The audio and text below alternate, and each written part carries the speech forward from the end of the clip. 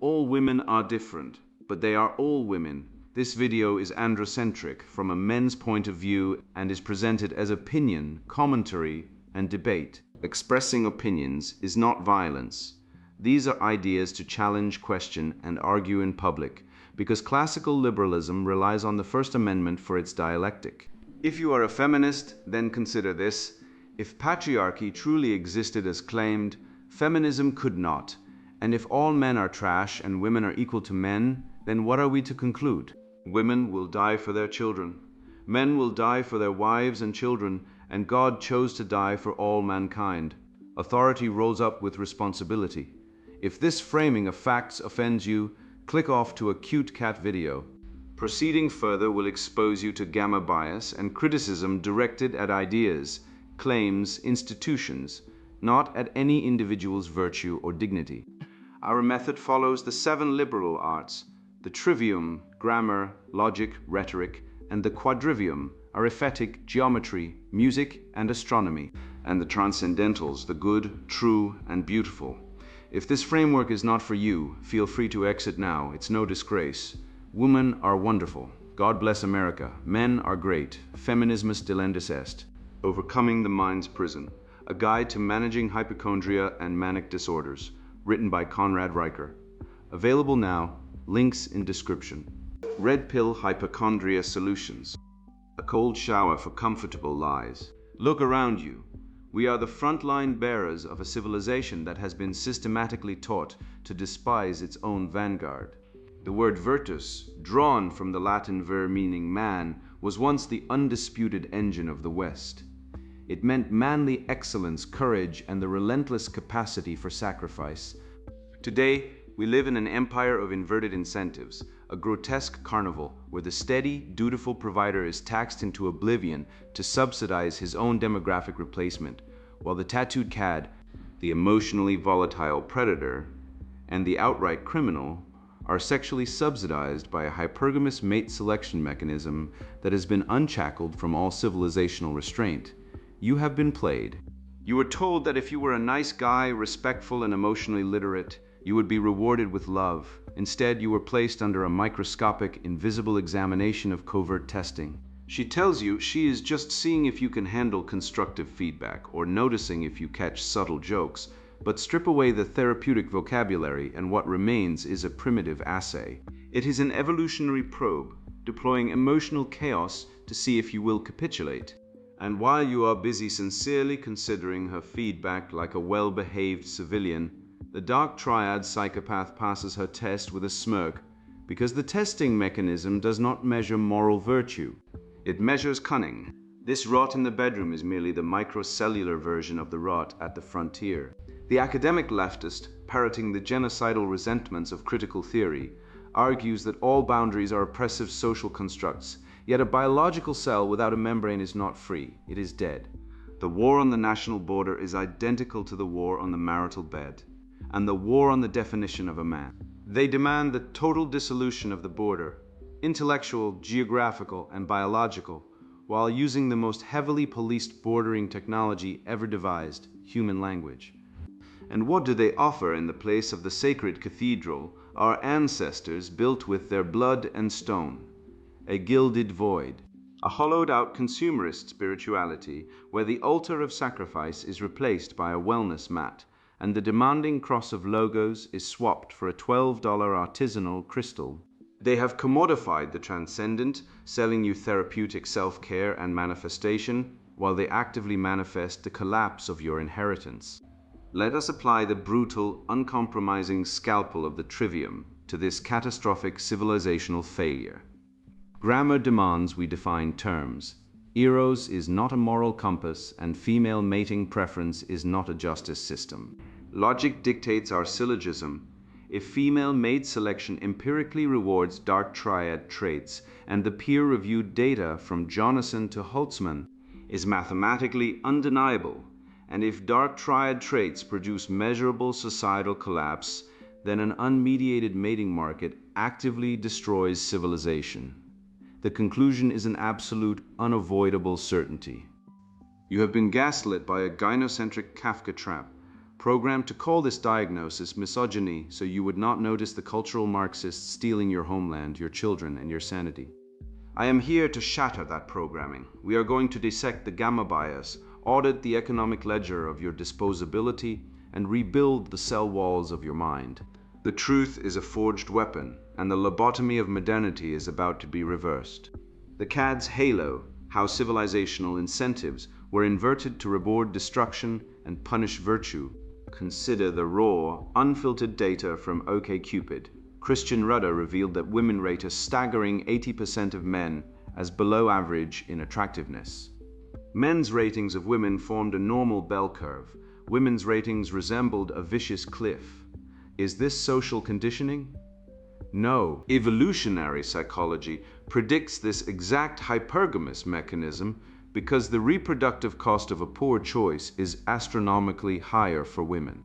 This brings us to the 50 Shades phenomenon. Over 150 million copies sold overwhelmingly to women, fantasizing about a controlling stalker billionaire. Literary preference tracks biological preference. It tracks the epidemiological data of prison love letters sent to Ted Bundy and Richard Ramirez. The culture that pretends women collectively desire gentle, egalitarian partners is issuing a press release. Their actual behavior reveals a primitive hunt for the most dominant, dangerous archetype available. To understand this inversion, we must apply the trivium, starting with grammar. The Latin word virtus derives from vir, meaning man. Virtus denotes manly excellence, courage, and capacity for sacrifice. The entire Western tradition explicitly tied goodness to masculinity. Today, naming male goodness has been replaced by the pseudo-clinical curse of toxic masculinity. Originating in Shepherd Bliss's mythopoetic writings and metastasizing through academia, the term is academically unfalsifiable. Assertiveness becomes aggression. Stoicism becomes emotional unavailability. Provision becomes control. It functions as a Kafka trap. Whatever you do, you are guilty. A culture that stops rewarding virtus does not become neutral. It actively punishes the good man and sexually subsidizes the destructive one. We see this in the nice guy diagnostic inversion. Being kind and respectful is reframed as manipulation or weakness. Meanwhile, the culture peddles height hypocrisy. A man desiring a slim woman is called a misogynist, yet a woman requiring a man over 6 feet tall, a genetic trait no man can earn, is said to have standards. Dating apps eliminate over 80% of men for the sin of genetics. Modern culture pathologizes male goodness while privately finding it sexually inert. A 2008 study by Harold and Milhausen found that 56% of women agreed that nice guys finish last. Furthermore, 75% of true crime podcast consumers are female. The genre eroticizes male predation while claiming to fear it. Stated preference is what she tells researchers. Revealed preference is who she chooses. The empirical foundation is robust. Jonasson, Lee, and Buss, 2009, proved dark triad traits correlate heavily with short-term mating success. Carter et al., 2014, found women rated digitally manipulated dark triad facial features as more attractive. We constructed an economic environment where toxicity is the only profitable male strategy, dismantling the buffers of courtship. No-fault divorce, California, 1970. The contraceptive pill, 1960. Swipe-based apps like Tinder, 2000 and 2012. And the welfare state acting as a substitute. Husband removed every institutional buffer between raw female preference and civilizational outcome. We removed paternal vetting and handed women over to their worst instincts, calling it empowerment. Let us deploy syllogistic logic to dismantle the feminist framing. First, consider the premise they refuse to face. If female mate selection statistically rewards dark triad traits, and dark triad traits produce measurable societal harm, then the mate selection pressure itself produces societal harm. The behavior publicly condemned is privately selected. Second, they claim patriarchy causes male violence. If true, pre-patriarchal societies should show reduced violence. Yet Napoleon Chagnon's documentation of the Yanomamo proves the exact opposite. The least stratified tribal societies possess the highest rates of male violence and the highest reproductive success for killers. The feminist theory is refuted by its own evidence. This inevitable collapse mirrors Rome. Juvenal's satire savaged patrician matrons who chased gladiators over steady husbands. The inversion of mating incentives preceded political collapse by a single generation. The philosophical root of this disaster is treating eros as a moral compass. The Western canon knew better. Plato's Symposium ascends from raw eros to agape through discipline. Dante's Inferno places the lustful in a storm, blown by wind without a rudder. Desire without governance destroys. The tragedy today is the reformed bad boy phenomenon. The cad sows chaos in his 20s, finds tradition in his 40s, and is rewarded with a virtuous wife. The nice man who built his career is left watching. Meanwhile, the disposability ledger goes uncounted. Men are 92% of workplace fatalities, over 3.5 times more likely to die by suicide, and 99% of combat deaths. The men who build and die are invisible. The men who cheat and preen are sexually rewarded. Acknowledging these facts is not misogyny, it is diagnosis. A physician naming a disease is not attacking the patient. The red pill is the refusal to let civilization die of a misdiagnosed illness, because the doctor was too polite to tell the truth. The Tradkans and feminists form a pincer movement. Both extract male provision while punishing male confidence. Your remedy is not the black pill of despair, nor the blue pill of denial. It is natural law restoration. Do not perform toxicity for temporary access, and do not whine about the unfairness. Build excellence in body, mind, and craft. Position yourself where your virtus is valued. The civilization that rewards the cad and punishes the father has chosen its own replacement.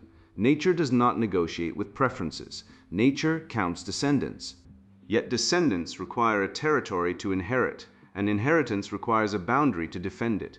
I have watched the same refusal of limit that dissolved the marital covenant now dissolve the national frontier. Strip the wall from the marriage bed and you produce the sexual revolution. Strip the wall from the nation and you produce open borders ideology. Every boundary pathologized as oppression. Every definition denounced as exclusion. Every membrane condemned as a cage. The disease is one and only the target scales. The walled garden, how border dissolution ideology serves the destruction of male-built civilization. The Frankish root of the word border means to cut or to delimit. This incision defines what a thing is by marking what it is not. Without the cut, there is no form. In cellular biology, a cell without a membrane is not liberated, it is dead.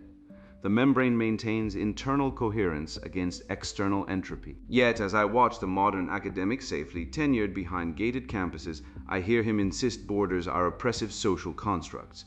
This is a performative self-refutation. To argue that all borders are oppressive, the activist must use words with fixed definitions. Words are borders of meaning. The sentence, "all borders must fall," triples down on grammar to exclude dissent, weaponizing the ultimate bordering technology, human language, to protest boundaries. You watch a man screaming through a megaphone that acoustics do not exist. Consider the malicious dogma of Eve Tuck and Kay Wayne Yang's decolonization is not a metaphor. They demand the total dismantling of Western institutions and the return of all land. Their thesis is practically impossible, morally incoherent, and permanently unfalsifiable.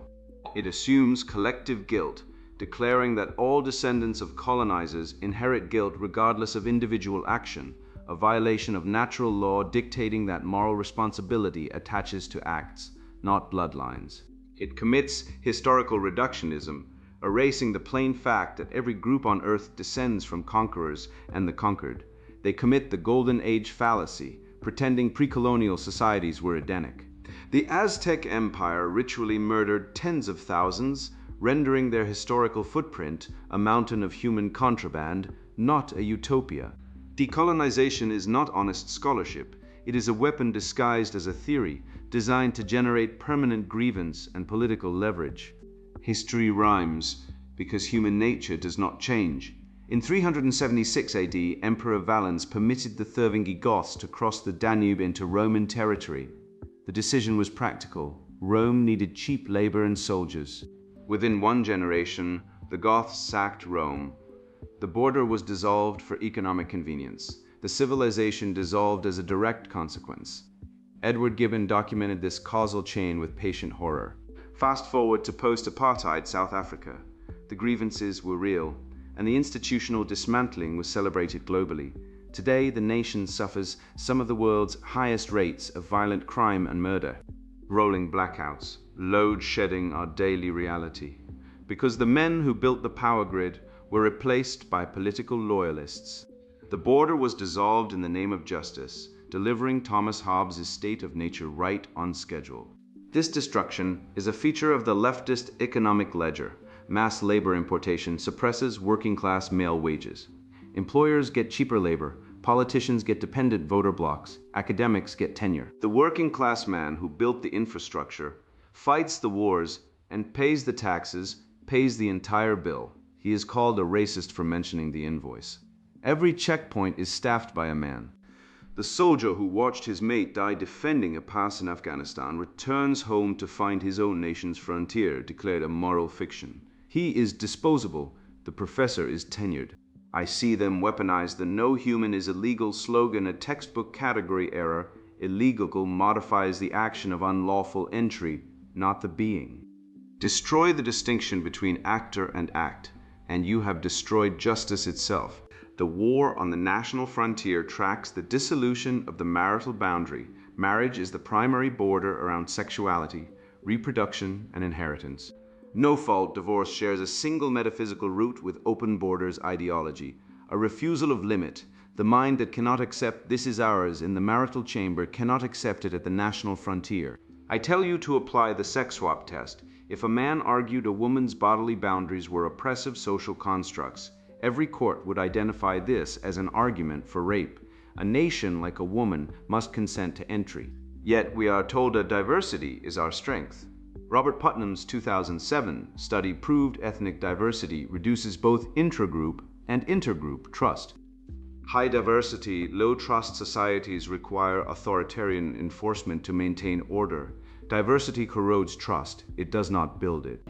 Run the 50-year fruit test on border dissolution policy. The harvest is fragmented communities, suppressed wages, and the disappearance of the competent man replaced by a global consumer unit with no loyalty. The remedy is natural law. Consider the syllogism. Borders are necessary for the maintenance of identity.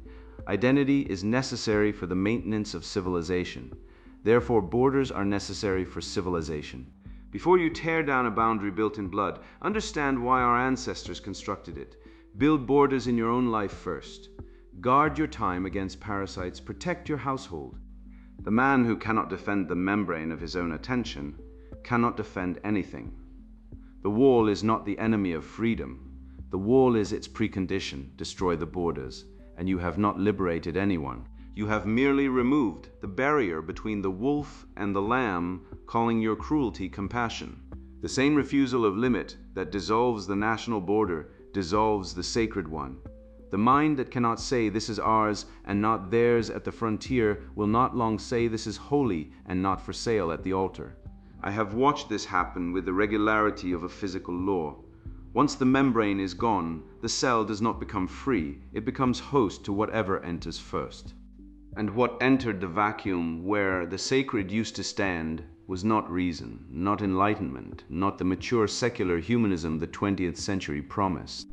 It was a sweet-tasting compound, beautifully packaged, expertly dosed, and engineered to kill the appetite for the genuine article, while convincing the patient he was finally being fed. The Gilded Void: How Consumerist Spirituality Replaced Transcendence with Transaction. I want you to consider a number. The Global Wellness Institute valued the wellness industry at over $4.4 trillion in 2022. $4.4 trillion selling crystals with healing frequencies, $10,000 retreats, sound baths, Reiki certifications, and manifestation coaching that promises you can attract wealth by thinking about it correctly. This is not spirituality. It is the commodification of the spiritual impulse, the fastest growing religion in the West, precisely because it demands nothing while costing everything. The consumer pays for transcendence. The seller provides placebo. The soul remains empty. The credit card is maxed. The cycle repeats because the product is designed to never satisfy. You are watching a civilization try to fill a God-shaped hole with a subscription model, and the invoice is growing. The word sacred descends from the Latin sacrum, that which is consecrated, set apart, dedicated to the divine. By ontological definition, the sacred is that which cannot be bought, sold, instrumentalized, or reduced to a consumer experience. When you commodify the sacred, it does not become accessible. It ceases to be sacred and becomes product.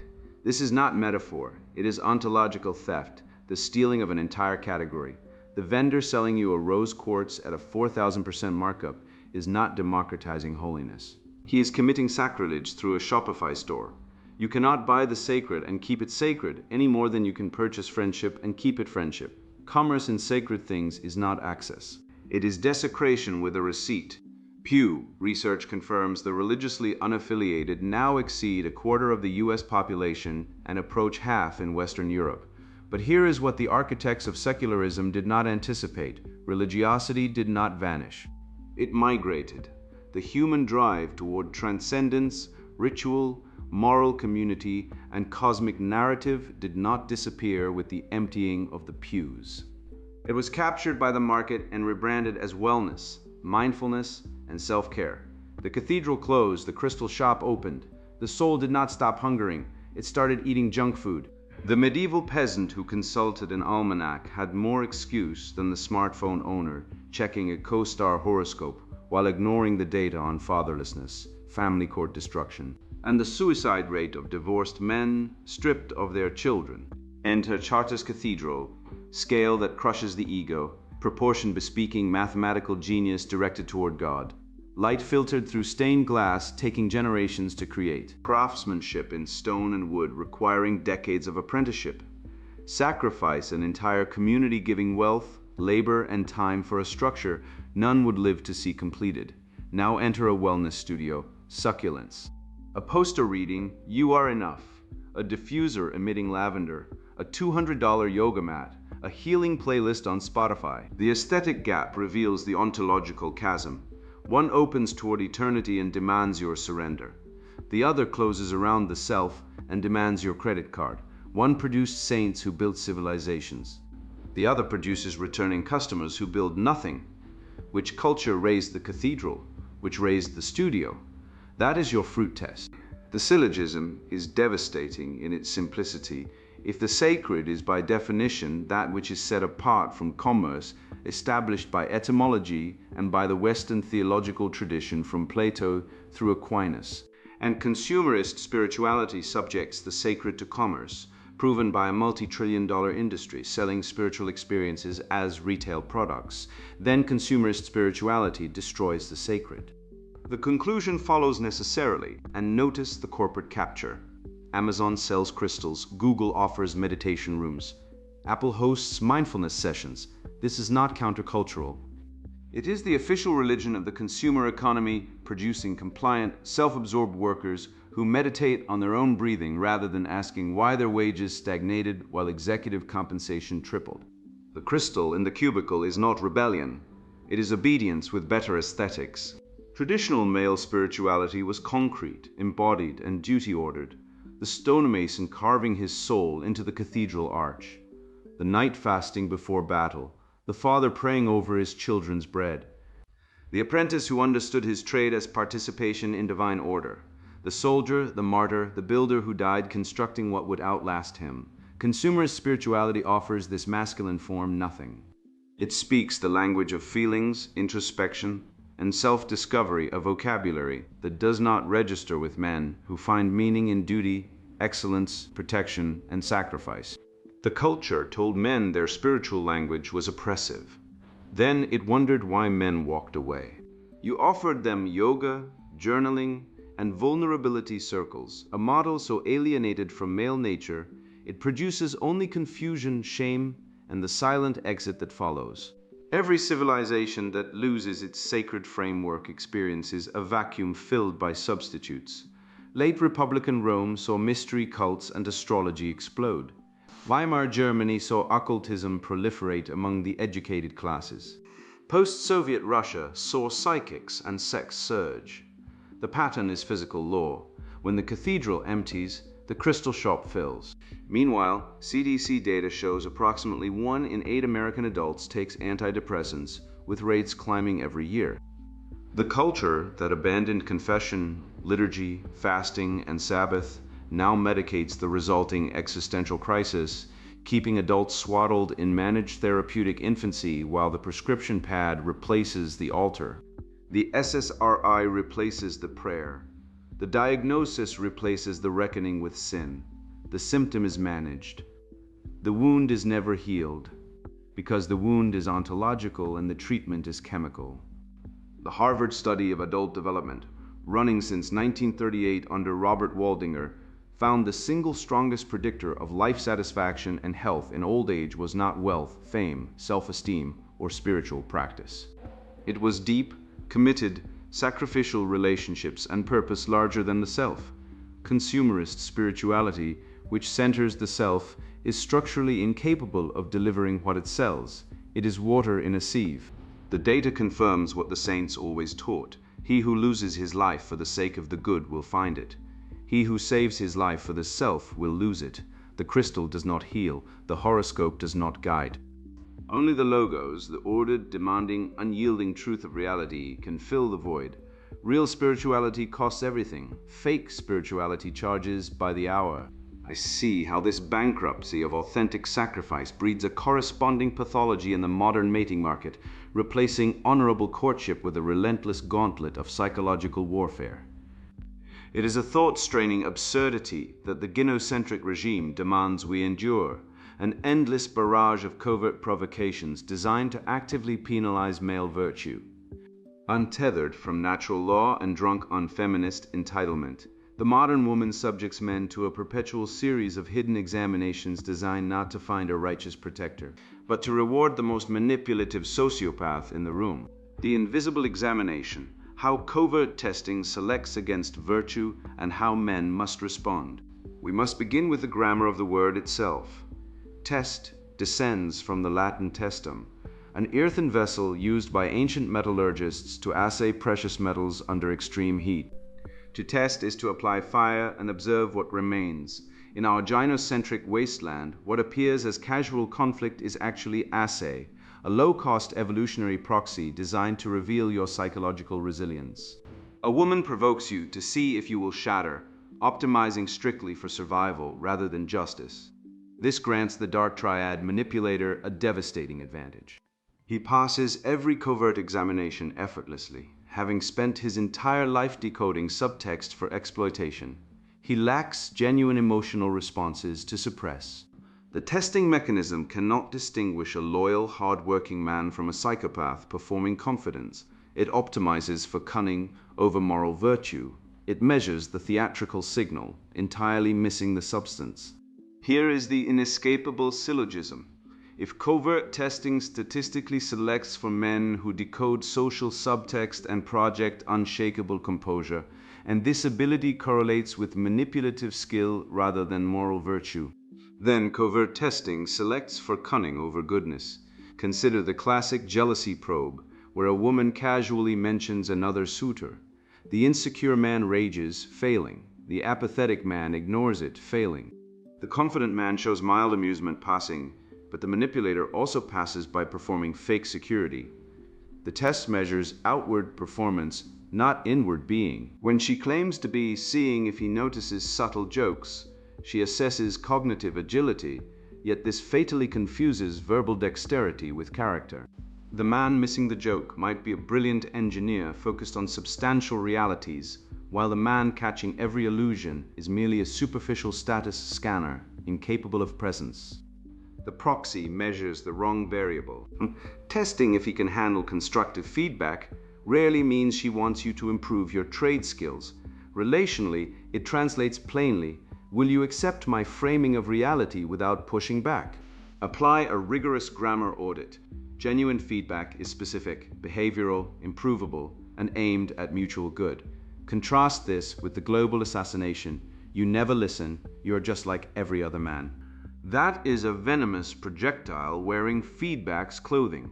When she deploys this tactic, deploy the Socratic counter-move. Ask with disciplined calm, I welcome specific feedback. What specifically would you do differently?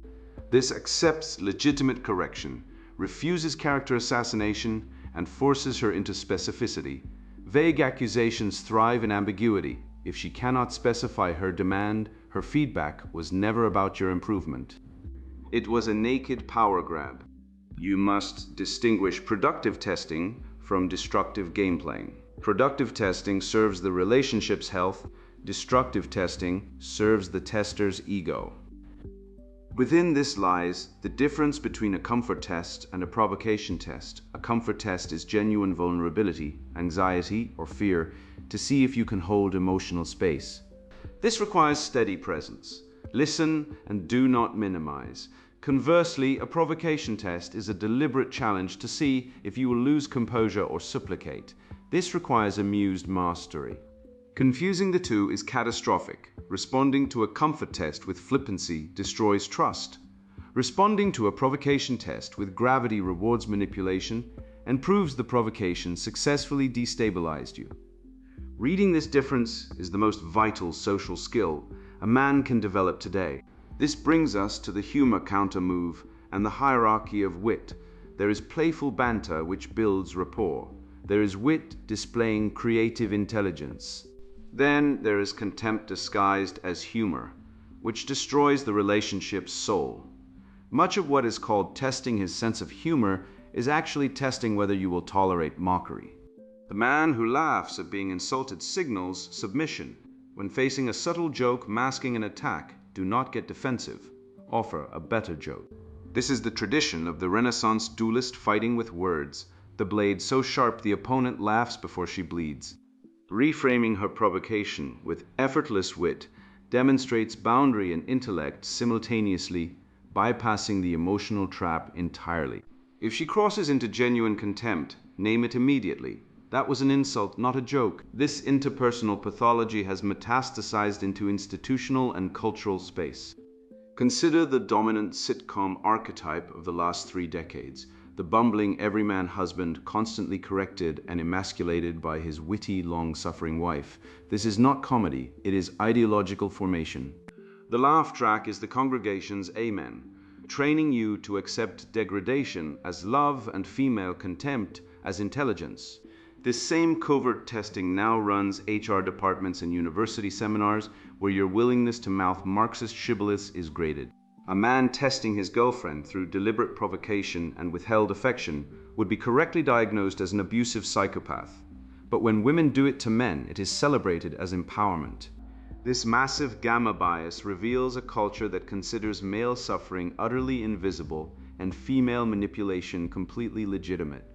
Count the cost of this perpetual testing regime. It manufactures hypervigilant men, constantly scanning ordinary conversations for landmines. Trust decreases, authenticity dies, and intimacy is weaponized. We are producing men who are tactically sharp but existentially hollow. The Stoic response demands absolute sovereignty over the verdict. You do not exist to pass an endless series of covert examinations. When the game turns destructive, deploy the boundary countermove. Calmly state, I notice you are testing me rather than talking to me. If you have a concern, name it directly. I do not play games. A woman worth keeping will respect this boundary. A manipulator will punish you for setting it, perfectly revealing her nature. Do not retreat. Let the silence do the heavy lifting. We must abandon this modern gladiatorial arena for the natural law alternative, transparent courtship. In the Western canon, suitors declared intentions openly, families evaluated character, and commitments were witnessed publicly. No covert tests were required because the selection mechanism was institutional, not based on chaotic individual appetite. Until we restore this, operationalize the action rule, deploy the Socratic demand for clarity, the humorous reframe, or the direct boundary. Never lose your composure, because your composure is the test. Ultimately, the man who lives for the test will die by the test, forever performing for a deferred verdict. Live instead for truth mission and the logos, be the gold, let the fire do what it wants. I want you to pause and look at the smoking ruins of the society that lied to you. They told you that if you were a pliable, agreeable, emotionally differential, nice guy, you would be rewarded. Meanwhile, the family courts process a multi-billion-dollar extraction racket, granting maternal custody in over 80% of cases, transforming fathers into disenfranchised visitors in ambulatory ATMs. We exist in a gynocentric dystopia where a woman can unilaterally abort your child without your consent. But if she chooses to keep it, the state will wage garnish you into a prison cell if you cannot pay for a child that, according to geneticists tracking non-paternity events, has a cuckoldry rate of up to 3% globally. Meaning millions of men are literally funding their own Darwinian replacement. They demand you pass their endless constructive feedback tests while our brothers commit suicide at nearly 4 times the rate of women ground into dust by the invisible. Unacknowledged weight of a system that demands infinite male utility while punishing male sovereignty. Apply the merciless scalpel of formal logic to their self-refuting dogmas. If feminism insists that men must discard their traditional authority while simultaneously enforcing their traditional obligations as net tax-paying providers, then feminism is not a pursuit of equality. It is an unaccountable state-enforced parasitism. You are expected to finance the very system that dispossesses you. When a woman deploys her covert tests to see if you will tolerate her subtle contempt, she is not searching for an egalitarian partner. She is calibrating your subjugation. She is probing to see if you have the spine to say no. I have handed you the trivium, the grammar to define her terms, the logic to dissect her contradictions, and the rhetoric to deliver the killing blow to her absurd premises. You do not need to pass their tests. You need to flip the desk over, walk out of the gulag, and claim the high ground of natural law. You now hold the absolute antidote to the cultural Marxist venom. You see the matrix of covert examination for exactly what it is, an evolutionary vetting mechanism stripped of traditional guardrails, weaponized by toxic femininity, and designed to separate the sovereign man from the servile simp. You are no longer a baffled spectator, getting ambushed by manufactured misunderstandings and therapy speak. You are a dangerous man governed by conscience. When you refuse to perform for their verdict, you starve their machine of the compliance it requires to function. You mandate your own excellence, fortify your borders, master your craft, and align yourself with the logos, the unyielding objective truth of reality. Let the cat have the hollow, sterile validation of the mob. You build the cathedral. This is your exemption notice from the gynocentric plantation. You have been deprogrammed. You have absorbed the raw data. You have mastered the syllogisms, and now you wield the shield of dialectical invincibility. Do not keep this truth locked in your chest. Your brothers are still wandering in the dark, bleeding out in silence, wondering why their goodness is met with contempt while the sociopath is worshipped. Take this revelation, share it with relentless aggression, and build the brotherhood. We are taking back the civilization our forefathers bled to build. Speak the truth without a tremor in your voice. Step into your birthright and never apologize for being a man. Sponsored book, Overcoming the Mind's Prison, a guide to managing hypochondria and manic disorders. Men are under siege. Everywhere you turn, the world demands you apologize for your drive, medicate your ambition, and kneel before the false idol of equality. I learned this the hard way.